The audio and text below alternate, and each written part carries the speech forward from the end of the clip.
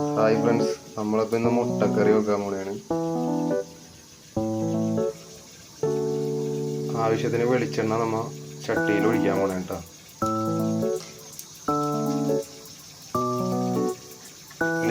വെളിച്ചെണ്ണ നല്ലപോലെ ചൂടായിട്ടുണ്ട്. ഇനി അതിലേക്ക് കടുക് ഇടുന്നതിന്. കടുക് നന്നായിട്ട് പൊട്ടി വന്നവരെ വെയിറ്റ് ചെയ്യുക.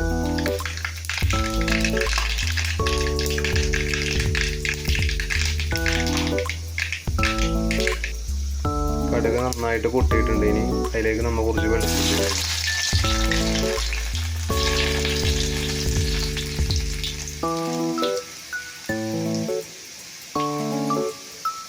വെളുത്തുള്ളി നന്നായിട്ട് മൂത്തിട്ടുണ്ട് കേട്ടോ. ഇനി അതിലേക്ക് സവാള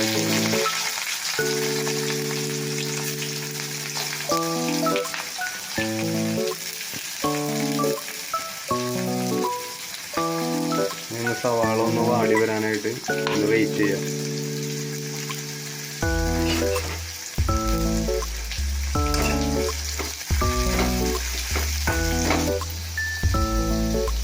സവാള ഒന്ന് പെട്ടെന്ന് വാടി കിട്ടാനായിട്ട് ലേശം ഉപ്പ് നമ്മൾ ചേർത്ത് കൊടുക്കേണ്ട.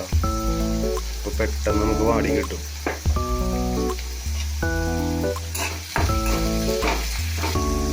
അപ്പോൾ നമ്മൾ അതിലേക്ക് ഒരു ശകലം മഞ്ഞൾപ്പൊടി ചേർത്ത് കൊടുക്കേണ്ട സവാളയിലേക്ക്.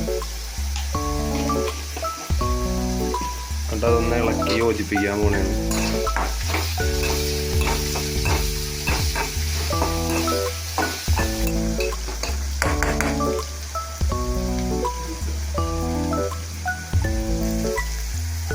സവാള വാടിയിട്ടുണ്ട് കേട്ടോ. ഇതിനകത്തേക്ക് നമ്മൾ തക്കാളി ചേർത്ത് കൊടുക്കാൻ പോണേണ്. തക്കാളി ചേർത്തിട്ട് നല്ലതുപോലെ ഒന്ന് ഇളക്കി യോജിപ്പിക്കണേണ്.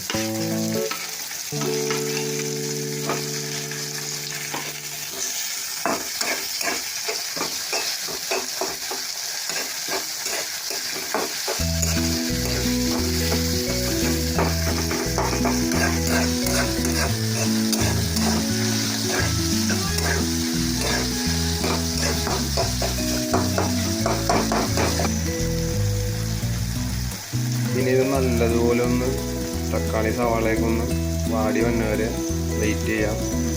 അപ്പോൾ ഫ്ലെയിം എപ്പോഴും സിമ്മിലിടാൻ ശ്രമിക്കുക കേട്ടോ, അല്ലെങ്കിൽ കരിഞ്ഞു പോകും. ലോ ഫ്ലെയിമിൽ ഇട്ടിട്ട് കുക്ക് ചെയ്യുക.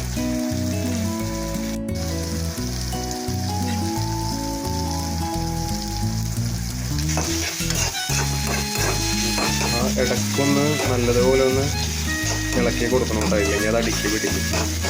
നല്ലപോലെ ഒന്ന് വയലിൽ വന്നവരെ വെയിറ്റ് ചെയ്യും. ഇനി പൊടികൾ നമുക്ക് ആഡ് ചെയ്യാം. കുറച്ച് മുളക് പൊടി, എരിവിന് ആവശ്യത്തിന് മുളക് പൊടി നിങ്ങളുടെ ഇതിൽ നിങ്ങൾക്ക് ആവശ്യത്തിന് ഇടാം.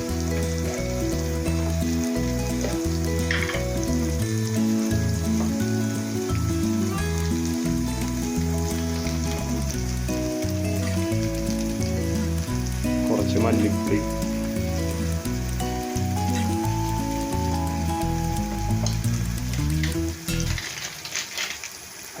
നമ്മൾ അതിൻ്റെ കൂട്ടത്തിൽ തന്നെ കുറച്ച് മീറ്റ് മസാലയും കൂടി ഇടുന്നുണ്ട് കേട്ടോ.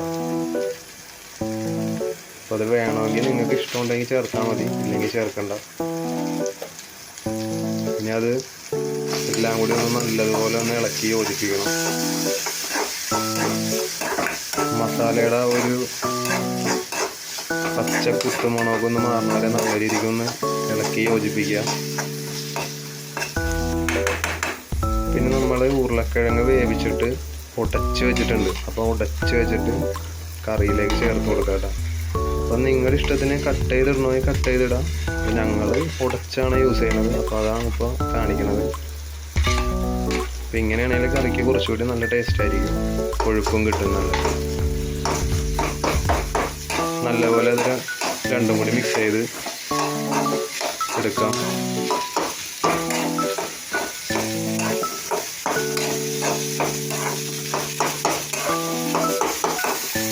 അപ്പോൾ അത് രണ്ടും നല്ലപോലെ മിക്സ് ആയിട്ടുണ്ട്. അപ്പോൾ നമ്മൾ ഒരു കപ്പിൽ വെള്ളം ഒഴിക്കണതാണ്.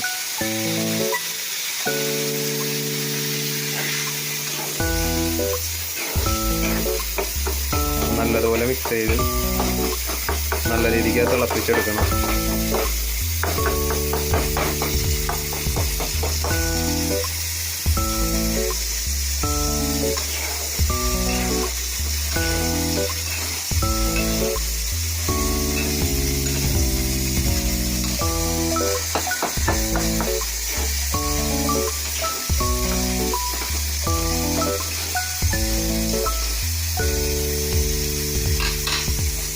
ഇനി നമുക്കതൊന്ന് ഫ്ലെയിം ഒന്ന് കൂട്ടി വെച്ചിട്ട് നല്ലതുപോലെ ഒന്ന് തിളപ്പിച്ചെടുക്കാം.